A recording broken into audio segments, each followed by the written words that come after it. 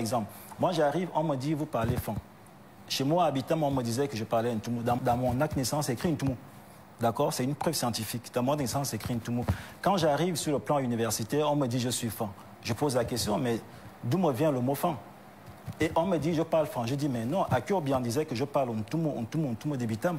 Mais d'où vient le mot fang? Et quand je me suis intéressé à la langue maintenant, je dis écoute, je suis scientifique, je vais m'intéresser à la question de la langue. Mais j'ai vu qu'en fait, lorsque j'ai fait la déconstruction du mot Modzona, ma langue d'origine qu'on a appelée, après on l'a appelée Ati.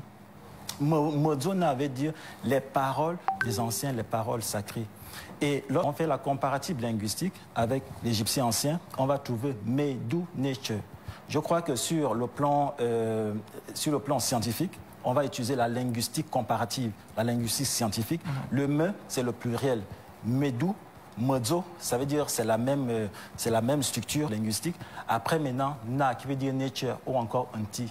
Anti chez moi veut dire Seigneur, ça veut dire Dieu. Anti veut dire Dieu chez moi. Na, c'est l'ancien, ça veut dire Tara, ça veut dire le créateur. Donc Medzona, ça veut dire les paroles de Dieu. Et Medu Nature également, ça veut dire les paroles de Dieu. Je me suis dit, peut-être mes anciens, comme on les appelait les écans, ça veut dire les scribes, ce sont eux qui ont peut-être consigné tout ce qu'on voit sur les pyramides ou encore ce qu'on voit sur les stèles. Mais s'ils ont fait ça, pourquoi moi aujourd'hui, je n'arrive plus à faire ça?